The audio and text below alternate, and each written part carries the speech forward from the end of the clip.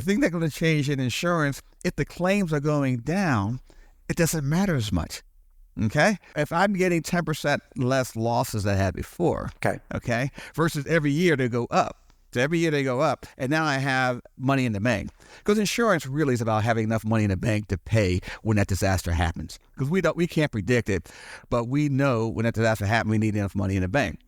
So right now, the insurance company has enough money in the bank to deal with today's issues. They know that, they understand that. HOA Insights is brought to you by 5 companies that care about board members. Association Insights and Marketplace, Association Reserves, Community Financials, HOA Invest, and Kevin Davis Insurance Services. You'll find links to their websites and social media in the show notes. Hi, I'm Robert Nordlund from Association Reserves. And I'm Kevin Davis of Kevin Davis Insurance Services. And this is the HOA Insights, where we promote common sense For common areas. Well, welcome to episode 111, where we're again speaking with insurance expert and regular co-host Kevin Davis, so he can share some good news with you. We want to make sure you have all the right information at the right time to make the right decisions for the future of your association.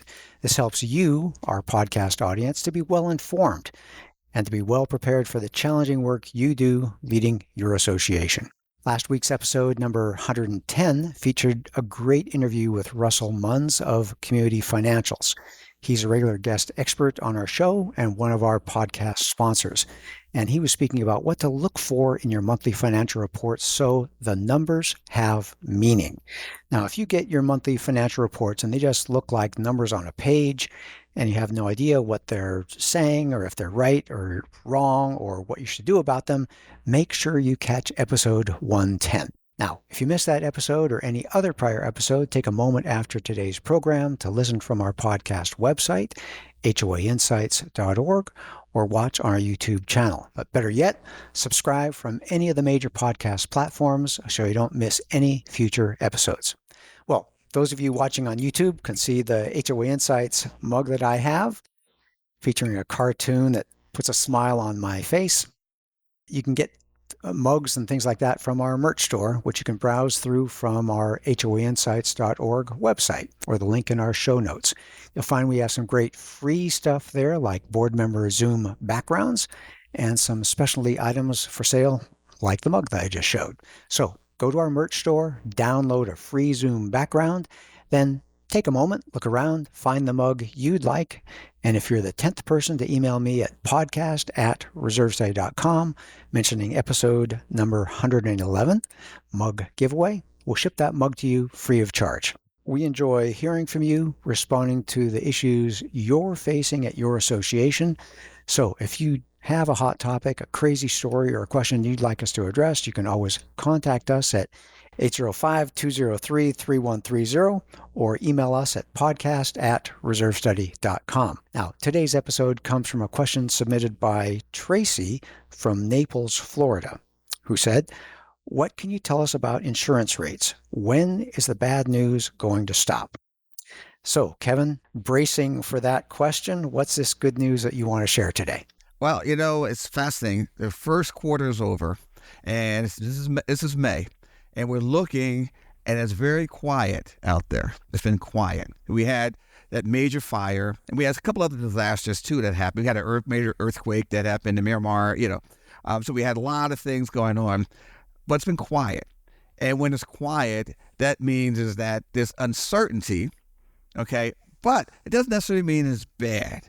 Because it was bad, we would hear in the news right now that insurance companies paid X number of dollars for the fire. It made X number of, but we haven't heard anything from the fires. We know there's $275 million economic losses from the fire. Biggest loss ever.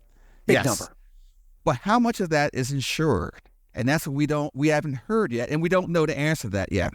So it's May, and it's quiet out there. So what I did was this. I started looking at all the claims that we have. And we have about 30,000 community associations in our office, okay? And we write all over the country. And so we started looking and started noticing in that first quarter, we're seeing less claims that we've seen in the past. So this time last year, our claim count is down. So when the claim counts go down, and then all of a sudden we recognize the fact that over the past couple of years, the rates have gone up. So you can't get better than that. I mean, rates are going up, claims are down. Guess what happens then? That's There's profit for the insurance company. Yeah. There's profit for the insurance companies. So right And what now, happens? Yeah. And what happens when insurance companies have profit? yeah, what happens with insurance can have profit is capacity comes in. That means new people want to come back in, and guess what? They want to write business. Now, what I'm doing right now is just purely speculation. This is based on my years of experience and reading the tea leaves and everything like that. So most people will disagree with me, but based on just those two things, the claims counts going down and premium going up, we know that companies are making money right now. However, now this is the most important part of it. We don't know about the first quarter losses yet. We know we haven't heard anything. Normally we hear things. And the second thing, more important, is the tariffs. The tariffs will create major problems for insurers. Okay? And the main reason why is because you got to rebuild. You got to get plumbing. You got to get wood from Canada. You got to get all the refrigerators and washers and dryers and cars from China. So you're talking about a major problem there for insurers that could cause a problem. It's early, and you got me thinking about a couple things. Number one, you're reminding me about, I think it was high school economics. High school is great. You learn about the major things, like what gravity is, just the reality of this world that we live in, and the economic reality of supply and demand. And when you have profit, the insurance companies, there's going to be more people who want in on that. And so they're going to come in and increase the supply because there's that tightening of the demand when there's not very many insurers there. So they're going to rebalance that. And when there's more competition because there's more insurers, that's going to bring the profits down. And let's not talk about the companies now. We'll talk about the premiums down. Exactly. And that's a good thing. And one thing is important. That's why the tariffs are so important right now. If the tariffs go away, then all of a sudden now you will see a big change probably by the third quarter. Everybody's sitting tight. Capacity's coming in, but the tariffs are the key. If the tariff, if they go away, then all of a sudden now you will see the insurers coming in. Because right now everybody's on hold because we don't know. But I am seeing things that says they're ready to say, okay, we want to be competitive again. We want to write business again. The rates are high enough now where the insurers are making money. Okay. As long as the tariff doesn't kill us or the fires and the floods and the earth, all that kind of stuff doesn't kill us. But even if they do, they're prepared for that now. They're prepared. They are aware of these disasters. This awareness is there. So they weren't prepared for the LA fire. The LA fire is so unique because of the wind and everything that happened. It never happened before. So they are scared of that, but they still don't know how much money they are have to pay. Obligated. Yeah. We hear these big numbers, and you said 275 million, but I hadn't appreciated that not all of that is an insurable loss that the insurers are going to have to shoulder. So it could be the loss of, I don't know, the hillside, the greens, the vegetation the damage. The state owned, the city owned it, it's just not insured. Or the businesses that just aren't in business anymore. They've moved, they've left, and that may not have been insurable. There's so many things so the insurable number may be a lot lower than that 275.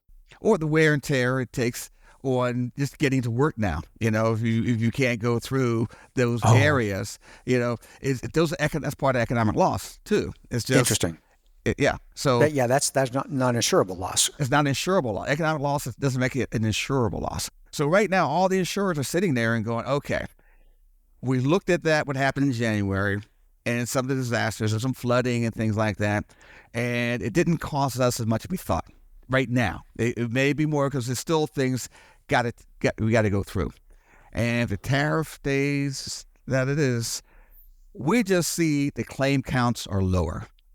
And that's the most important part of it, is that for the first time in about 4 or 5 years, that first quarter of this year is first quarter last year, the claim counts have declined. And that is such great news. Just fascinating. I'm not sure if it was last time we spoke or a couple times ago we spoke, you were talking about how the insurers were looking at their loss history, and the loss history, that sounds like that's a real trailing indicator. So that talks about what happened from the losses in 2024 that are finally catching up and they're paying. Okay, two questions. The big LA fires, that's what we're talking about. And that was January? January, yeah. January, okay. Big LA fires. Do Floridians care about that? Do people in Boston care about that? Is insurance a national thing? And so it's going to, okay. All right. Just like the earthquake they had, in January also, right? That earthquake impacts insurance capacity. In other words, insurers, they look and say, okay, we have X number of dollars here, okay? And if we use it all up in California for the fire, then guess what? I can't use it up in Florida for a hurricane, or I can't use it up in other areas, There's only so much lost dollars you have. And you have some, I don't want to get too deep, but you have reinsurers, okay? So insurers. Yeah. Exactly. So instead of, if I own my insurance company, I don't want to take every dollar I get in. I want to get somebody else to participate in my loss. Now, they have certain capacity too. They may say, guess what? I'm worried about the disasters, the fires, the floods, the earthquakes, all those things. So I'm not, instead of give you this much money, I'm going to give you this much money. So now it's just a matter of capacity. Everything has to do with capacity. How much money an insurers are going to say, I'm going to use on disasters, on fires. And so what they may want to do is say, I don't want to write fire. Like, for example, earthquake. Okay. In California, insurers, we don't want to do earthquake at all. Okay. So you have to go to the earthquake authority and get your own earthquake. We're just not going to sell it because they're saying it's just too expensive. We can't make money out of it. But here's the part about the insurance part of it is that the thing that's going to change in insurance, if the claims are going down, it doesn't matter as much. Okay? So just think about it. If I'm getting 10% less losses than I had before, okay, versus every year they go up. So every year they go up, and now I have money in the bank. Because insurance really is about having enough money in the bank to pay when that disaster happens. Because we can't predict it, but we know when that disaster happens, we need enough money in the bank. So right now, the insurance company has enough money in the bank to deal with today's issues. They know that, they understand that. Right now, the two most important issues is a unprecedented disaster, like what happened in LA, and tariffs is the two key things that can change things. It's possible that they may not impact as much as we thought they would, and trends are going down. So if I'm an insurer right now, I'm saying now it's time to get back in that marketplace, because if there's a claim 6 months from now, 9 months from now, and it costs me a lot more to get refrigerators and things like that, I can bring that cost in to make sure it be okay. Yeah. They're looking at the cost now, but right now there's money there, and so the competitors are saying, I want a piece of that action. I'm looking and keeping an eye open for the tariff, and what happens when we start paying a lot of money on those losses. But in the meantime, I'm ready to come back in the marketplace. Okay, so you're saying that this first quarter compared to 2024, yeah, if you had 10 claims last year, you have 9 claims this year. Yeah, or 8, or just a little bit less.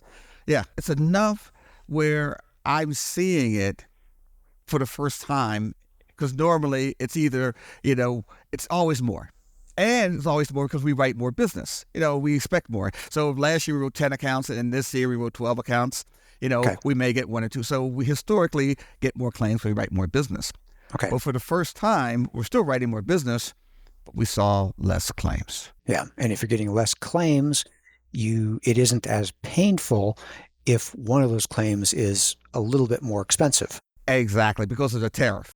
Right. Yeah. Because of the tariff, because of inflation, because of whatever. Another twist to that, in Los Angeles, for everyone listening, Kevin and I are in the Los Angeles area. That's thousands of homes, and that's going to be a multi-year rebuild. Does that help that it is going to be those costs are going to be spread over 2, 3, 4, 5 years. Does that help things? It helps a lot because the fires we had 4 or 5 years ago, we're still working on them. We're still figuring out how much to pay, what the accident losses are. Are they going to rebuild or not? I mean, a lot of these homes will never be rebuilt. So the true loss will take a couple of years, but we should have some estimates. And without those estimates means that we panicked first because we saw economic losses that big. Right. Well, it was horrible. Yeah, it's you look horrible. at the news and it looked like a war zone. It was just, it was horrible. Yeah. But when you start sifting things out and you start seeing what the city is responsible for, the state responsible for, the feds are responsible for, things that just not insurable, you go, what? I mean, we know what is insurable, but when do you start paying for rebuilding a house and buying new, again, furniture and wood? That may not happen for a couple of years. Right. So right now the insurers are pocketing that money until they figure out how much money they actually are going to owe. Okay, because what's the tariff from Canada? 30-ish%. So lumber is going to be 30% more today, but it may not be 30% more in 2 years when they're finally rebuilding that house. Exactly. Interesting. Yes. Interesting. Yep. So we have to have our brains slide on a time scale. Now, again, if that wood is in 2 years, it's going to be inflated by some percentage points also. So yeah, geez Louise, Kevin. But insurance recognizes that. Insurance, okay. when they it's something called an inflation guard, Got it. Where it just because your house is worth X number of dollars, they assume that if you have a loss, it's going to cost more because of inflation. They take into consideration inflation, not as high as it has been, but guess what? They take it into consideration. I mean, it's not. They know what they again. That's their job to predict the future. Yeah, they've been doing it for hundreds of years. They've seen this. That's not news for them. Okay, well, this is absolutely fascinating. I love having good news to talk about and to get my brain spinning. But at this point in time, I look at the clock. We should take a quick break to hear from one of our generous sponsors, after which we'll be back with more Common Sense for Common Areas on the topic of good news and insurance. Hi, I'm Kevin Davis, the president of Kevin Davis Insurance Services. Our experienced team of underwriters will help you when you get that declination. We provide the voice of reason, someone who will stand by you. Our underwriters bring years of knowledge to our clients that can't be automated by technology or driven by price. As a proud Anwins company, we bring true value to your community association clients. We are your community association insurance experts. And we're back. Okay, so Kevin, we talked about claims being down, the actual costs being spread out over the years, but I want to come back to that question. Why are claims down? Any ideas on that? And this is the interesting thing for me, because what we're seeing, what I believe it is we have educated, informed board members who understand their roles and responsibility when it comes to maintaining their association. And we have hopefully a few thousand that have listened to you say that here on the podcast. Exactly. Excellent. Because if you think about it, claims going down for the first time. Again, policy count goes up, claims going down. So I have to believe that the people who are out there, again, if I'm saying, guess what, guys, here's your insurance premium, and the reason why it's higher because your maintenance agreement, you don't have a reserve study, you haven't reserves it off. Now all of a sudden you get to the point you start hearing because now you're paying more money for your insurance. Simple as that. Yeah. When I'm thinking about it, I can see myself walking around a property, and this property says that, our insurance went up from $50,000 per year to $100,000 per year, and that money is now spent and gone. And I want to say, hey, folks, if you would have spent $10,000 or $20,000 to maintain or fix up a few things here and there, your insurance premium wouldn't have doubled. And you'd have that invested in your own real estate, and that money is not spent and gone. Is that what we're talking about? That's exactly what we're talking about. So it has to be a couple things we're looking at. As insurance people, we look at something called risk management, the likelihood of a claim. Okay. We walk in the association, we look at everything and look at the trees. We look at the roofs. We look at the side, the railings. We look at all those things to determine what's the likelihood of a loss. What kind of equipment do you have there? If there is a water leak, are you notified of it? And so what insurance people have done and say, if you do A, B, and C, you probably have a lower rate. Or no, if you have to do A, B, and C, you probably can be insured. Okay? Forget lower rate. Right now, we're not in a lower rate environment. In order for you to be insured, there's certain things you want to have to do. And I think what's happening is they learn that they have to do certain things. The main thing they have to do is maintain the association. Because historically, if your roof is leaking, you submit the claim to your insurance carrier and say, my roof's leaking. Now you know that if your roof is leaking because of a covered loss, you submit it. So certain things they have learned and they have experienced. So the times have changed because you have board members now, because paying so much insurance premium, they're getting and understanding that, wait a minute, if I just took better care of my association, I will be able to get an affordable policy, right? Yes, that's the message. Well, there's two sides of that. If I just took better care of the place, I could afford the policy and I wouldn't get, what do you say, unrenewed? Yeah, or yes, not renewed. Not renewed. Yeah. And the property looks better. Yes. And you do the preventive maintenance that prevents what we call deferred maintenance, which is more expensive because of scope creep. Projects get bigger. And also, if you do a little preventive maintenance on your roof, that roof, instead of lasting, I want to say just 20 years, is going to last 22 or 23 or 24 years. And that $100,000 roof project, you get a few more years life out of it. You're replacing a $100,000 roof every 24 years instead of every 20 years or every 15 years. That's money savings all around. So, boy, I see how the math works on that. Now, but even more so, it's like you think about it. You're thinking about if you do A, B, and C, the roof lasts longer and the value goes up. But now nobody's tripping and falling. Nothing's sliding off the roof and nobody's getting hurt. Yep. That's the key thing. A well-maintained building, the likelihood of somebody tripping because you didn't trim the trees, you didn't put them past because the signs there that says stop, but we couldn't see it because there's grass or there's something overgrown.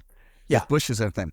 Those are the simple things that you do to limit those slip and fall losses. Right. And that's the same as the carpeting in the hallway. Replace it instead of going from fair to threadbare and poor. You replace it when it's getting worn. And so you don't have someone trip and fall and break a hip and have that claim in the hallway. So it's just not letting your property get shaggy. Trimming your trees, like you say, so you don't have branches falling on cars and people. I'm starting to see it. To me, that's when I said, you know what, this is interesting because the claims are going down. Why are the claims going down? They have to got the message. The board of directors of community associations have gotten the message. And the message is, if you are a well-maintained association, you can be insured. Okay? And once they understand that we, the insurer, are saying you're going to participate in some of the losses. If you have a water damage loss, guess what? You have a separate deductible for that water damage. So now all of a sudden that water damage loss is more important to you today than it was 5 years ago, where we covered it no matter what. So now all of a sudden the board of directors saying what we need to do is to have something there so we can be notified of that water that's leaking. Right. Or we got to have something that says unit owner are going to be responsible if that water leaks. Limiting the insurer's expenses, and they have devices like that in the catch pan under a water heater, something that senses it's leaking, and you can catch it quickly and solve problems quickly. Boy, that applies to everything we've been talking about. Catch the deterioration on the roof and fix it before it gets bad and causes that expensive interior unit damage. Catch the carpeting so that someone doesn't trip and then you have a real problem. And I'm thinking there's some things that probably aren't going to help, like that ugly furniture in the lobby that you've kept for 20 years. I'm not sure if that has a direct insurance relationship. It just may be you get low curb appeal when prospective buyers walk in the lobby. But you know what it is this. If you replace it, you have a mindset that we need to replace. That's what it is. It's just a mindset. Once you say no to one thing, it says no to other things. It's like what happened in New York with Giuliani with the broken window thing. Right. If you have a broken window, that means it attracts a nuisance, attracts those kind of people. If you have an environment where you do maintain it, you attract people who want to live in that area and keep things maintained. Right. And if you have that standard, people will follow elevating that standard. Cool. Yes. Okay, well, we've been talking in the past about, I'm realizing I'm doing a lot with my hands here, lowering the temperature, increasing civility and decreasing the anxiety. And now we're talking about raising the standard of what I expect from my property. We, as a community, we want this to be a nice place. We want things to be well maintained. And what we're talking about today is that that's very cost effective. Exactly.